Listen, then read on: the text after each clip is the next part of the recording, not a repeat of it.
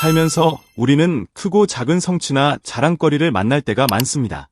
예를 들어 친구들과 모임에서 새로 산 물건을 자랑하거나 직장에서 좋은 평가를 받은 이야기를 공유하는 일이 있죠. 그런데 혹시 자랑도 때와 장소를 잘못 선택하면 오히려 사람들 사이에서 미움을 살 수 있다는 점을 알고 계신가요? 자랑은 잘못된 방식으로 전달되면 역효과를 내기도 합니다. 오늘은 살면서 절대 자랑하면 안 되는 5가지를 살펴보겠습니다. 첫 번째, 돈과 재산에 대한 자랑입니다. 돈은 인간관계에서 가장 민감한 주제 중 하나입니다. 특히 한국 사회에서는 돈과 재산에 대한 대화를 조심스럽게 다루는 경향이 강합니다. 이런 이유로 돈과 관련된 자랑은 예의에 어긋난다는 인식을 심어줄 수 있습니다. 예를 들어 친구들과 모인 자리에서 우리 집 이번에 아파트 매매가가 20억이 넘더라. 이번 주식 투자로 5천만 원 벌었어 라는 식의 말을 자주 꺼낸다면 듣는 이들의 감정을 헤아리지 않는다는 인상을 줄 수 있습니다. 자랑하는 사람은 자신의 성취를 자연스럽게 공유한다고 생각할 수 있지만 듣는 입장에서는 이런 이야기가 상대적으로 자신의 처지를 떠올리게 만들어 위축감을 느끼거나 심리적 불편함을 초래할 수 있습니다. 돈과 재산을 둘러싼 자랑은 단순히 불쾌감 이상의 부정적인 영향을 미칠 수 있습니다. 사람들은 자신보다 경제적으로 여유로운 상황에 있는 사람을 볼 때 질투심이나 반감을 느끼기도 합니다. 특히 부의 불균형이 사회적 문제로 자리 잡고 있는 현대 사회에서는 더욱 그러합니다. 예를 들어 경제적 어려움을 겪고 있는 친구나 지인이 있다면 이러한 자랑은 상대방의 아픔을 이해하지 못하는 이기적인 행동으로 비칠 수 있습니다. 심지어 상대방이 그 자리에서 아무렇지 않은 척 웃어넘긴다 해도 속으로는 불편한 감정을 느끼거나 관계를 멀리하고 싶어 할 가능성이 높습니다. 더욱이 돈과 재산 자랑은 관계에서 신뢰를 무너뜨릴 위험성도 내포하고 있습니다. 만약 누군가가 자신의 경제적 성공을 과시하는 모습을 자주 보인다면 상대방은 그 사람이 진정성 없이 허세를 부린다고 생각할 수 있습니다. 돈은 개인의 능력을 나타내는 지표가 될 수도 있지만 이를 자랑하는 순간 오히려 자신의 부족함을 드러내는 모순된 결과를 초래할 수 있습니다. 사람들은 진정으로 부유한 사람보다는 검소하면서도 겸손한 사람에게 더 깊은 존경심을 품기 마련입니다. 따라서 돈과 재산은 자랑의 대상이 아니라 자신의 삶 속에서 조용히 감사함을 느끼며 활용해야 하는 자산입니다. 만약 정말로 누군가와 자신의 경제적 성과를 나누고 싶다면 자랑이 아닌 조언이나 도움의 형태로 접근하는 것이 더 나은 방법이 될 수 있습니다. 예를 들어 요즘 부동산 시장에서 이런 변화가 있다더라. 내가 이렇게 해서 주식 투자에 성공했는데 너도 도움이 될 만한 정보야. 와 같은 방식으로 대화를 나누는 것이 상대방에게 더 큰 호감을 줄 수 있습니다. 마지막으로 돈과 재산은 자랑보다 행동으로 보여주는 것이 훨씬 더 효과적입니다. 부유함을 굳이 말로 과시하지 않더라도 그 사람이 베푸는 행동이나 태도를 통해 상대방은 자연스럽게 그 가치를 느낄 수 있습니다. 예를 들어 주변 사람들에게 아낌없이 나누거나 기부를 통해 사회에 환원하는 모습을 보이는 것은 말로 하는 자랑보다 더 큰 영향을 미칩니다. 이처럼 돈과 재산은 어떻게 사용하고 보여주는가에 따라 자랑이 될 수도 존경받을 만한 행동으로 여겨질 수도 있다는 점을 잊지 말아야 합니다. 두 번째, 자녀에 대한 과도한 자랑입니다. 부모라면 누구나 자녀의 성취나 장점을 자랑하고 싶어하는 마음이 생길 수밖에 없습니다. 특히 한국 사회에서는 자녀 교육과 성공에 대한 관심이 워낙 크기 때문에 이런 마음이 자연스럽게 나타나는 경우가 많습니다. 하지만 자녀에 대한 과도한 자랑은 대화의 균형을 무너뜨리고 상대방에게 심리적인 부담감을 줄 수 있다는 점을 유념해야 합니다. 예를 들어 우리 아이는 이번 학기 전교 1등을 했어. 내 아들은 의대에 합격해서 벌써 병원에서 인턴 생활 중이야. 와 같은 이야기를 반복적으로 꺼낸다면 듣는 이로 하여금 자신의 자녀와 비교하게 만들 가능성이 높습니다. 특히 자녀를 키우는 부모들 사이에서는 이러한 비교가 경쟁심을 불러일으키거나 상대방의 마음에 상처를 남길 수 있습니다. 이러한 대화는 상대방에게 무언의 압박감을 줄 수 있어 오히려 관계의 거리감을 조성하게 됩니다. 또한 자녀의 성취를 과도하게 자랑하는 것은 때로는 자녀 본인에게도 부정적인 영향을 미칠 수 있습니다. 자녀가 자신의 성취가 아닌 부모의 만족을 위해 무리하게 노력하게 되거나 과도한 기대감에 시달리게 될 가능성이 있기 때문입니다. 내 부모는 항상 나를 자랑하고 싶어 한다. 는 생각은 자녀에게 심리적 부담으로 작용할 수 있고 이는 결국 자존감이나 자율성의 저하로 이어질 수 있습니다. 게다가 자녀에 대한 자랑은 대화의 흐름을 단절시킬 가능성도 있습니다. 만약 상대방이 자녀와 관련된 비슷한 경험을 가지고 있지 않다면 공감을 나누기보다는 대화에 참여 유지를 잃게 될 수 있습니다. 예를 들어 자녀를 키우지 않는 미혼의 친구나 동료에게 자녀의 성취를 과도하게 이야기하는 것은 상대방의 관심을 잃거나 불필요한 거리감을 조성할 수 있습니다. 자녀 이야기를 나눌 때는 자랑이 아니라 공감과 나눔의 관점에서 접근하는 것이 중요합니다. 예를 들어 우리 아이가 이번에 이런 경험을 했는데 정말 좋아하더라. 너희 아이는 어때? 와 같이 대화를 이끌어간다면 상대방에게도 자신의 이야기를 나눌 기회를 주어 대화가 더욱 풍성해질 수 있습니다. 자랑이 아니라 대화의 주제를 공유하고 함께 경험을 나누는 방식으로 접근하는 것이 상대방에게 훨씬 더 긍정적인 인상을 남길 수 있습니다. 세 번째, 외모나 신체적 특징에 대한 자랑입니다. 외모는 개인의 개성을 나타내는 중요한 요소이지만 동시에 가장 민감한 주제 중 하나이기도 합니다. 외모에 대한 자랑은 본인에게는 가벼운 농담이나 친근한 대화의 일환일 수 있지만 듣는 이에게는 불쾌감이나 위화감을 줄 가능성이 큽니다. 예를 들어 난 아무리 먹어도 살 안 쪄.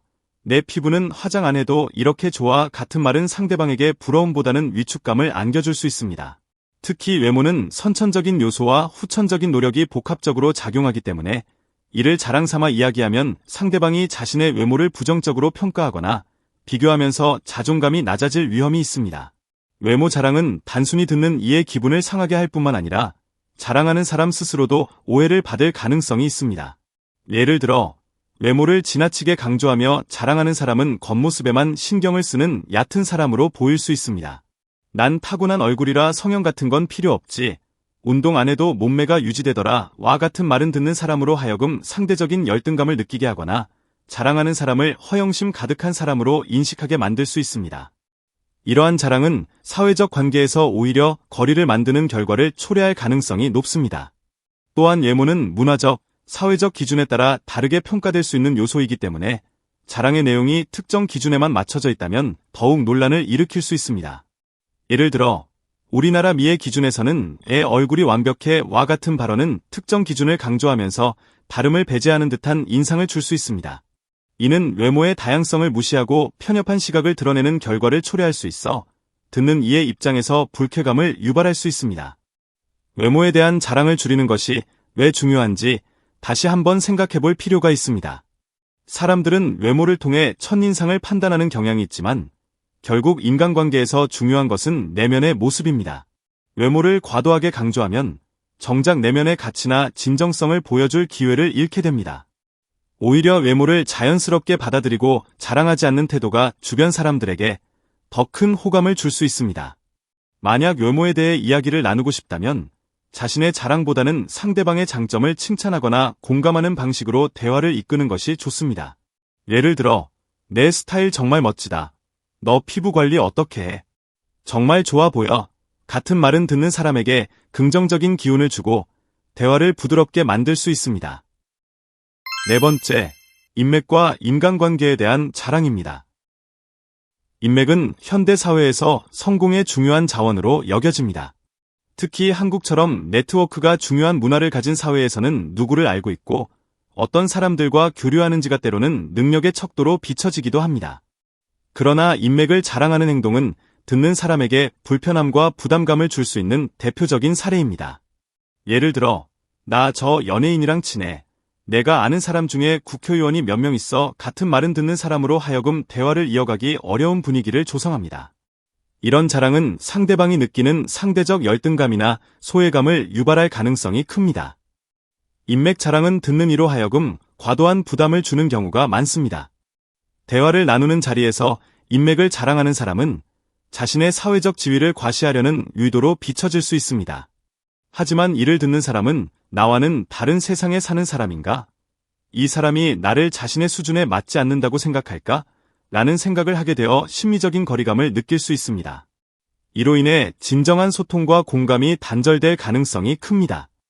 실제로 유명인 누구를 알다는 식의 자랑은 듣는 사람이 그 대화에 감정적으로 참여하지 못하게 만듭니다. 게다가 인맥은 자랑하는 순간 그 진정성을 의심받게 됩니다. 진정한 인맥은 자랑이 아니라 자연스러운 행동과 도움을 통해 그 가치가 드러나야 합니다.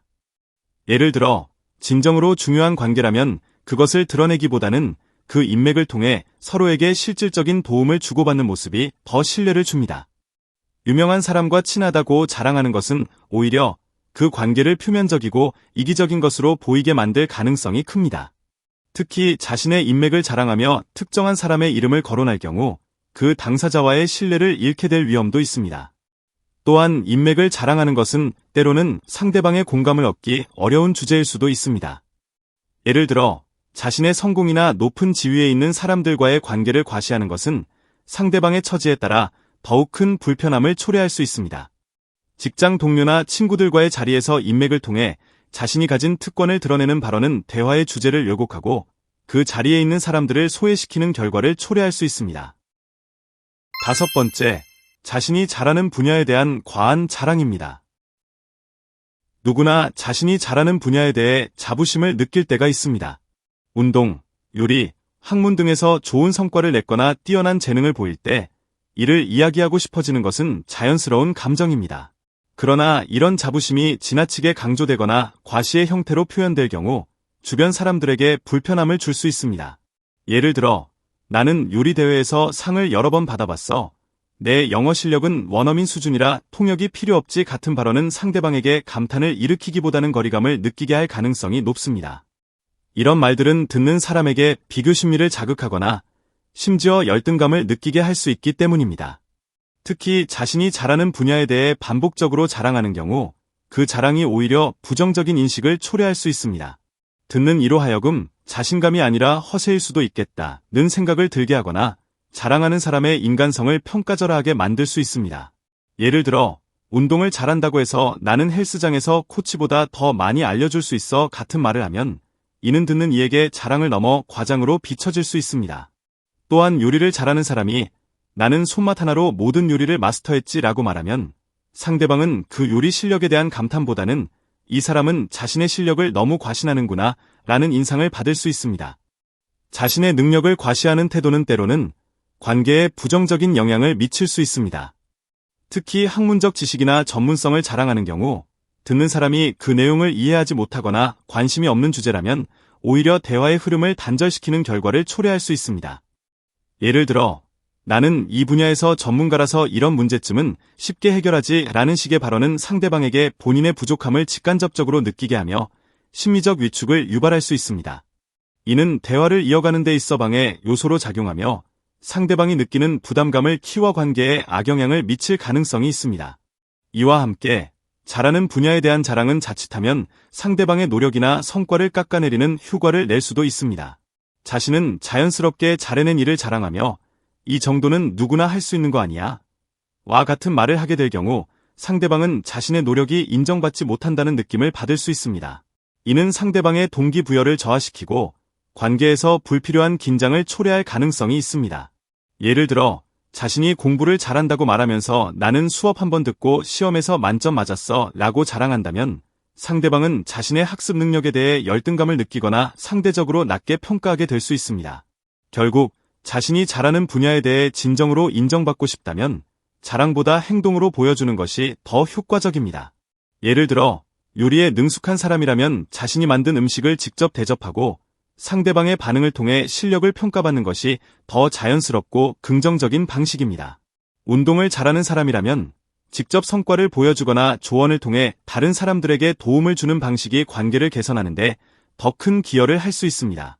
학문적 지식이 뛰어난 사람이라면 지식을 공유하거나 타인을 돕는 방식으로 자신의 가치를 드러내는 것이 좋습니다. 이런 접근은 자랑의 의도가 배제된 채 상대방에게 진정성을 전달할 수 있는 기회를 제공합니다. 또한 자신이 잘하는 분야에 대해 이야기할 때는 상대방의 반응과 관심을 존중하는 태도가 중요합니다. 대화는 한쪽의 일방적인 자랑이 아닌 서로의 공감과 이해를 바탕으로 이루어져야 합니다. 자신의 이야기를 하기 전에 상대방이 어떤 이야기를 듣고 싶어 하는지 혹은 이 대화에서 어떤 느낌을 받을지 한번 더 생각해보는 여유가 필요합니다. 자랑은 순간의 만족감을 줄 수 있지만 진정성 있는 행동과 배려는 관계의 깊이를 더해줍니다. 결론적으로 자랑은 듣는 이의 관점에서 판단되어야 합니다. 말하는 사람의 기준으로 정당화될 수 없으며 이를 말하기 전에 상대방이 어떤 감정을 느낄지에 대해 충분히 고려해야 합니다.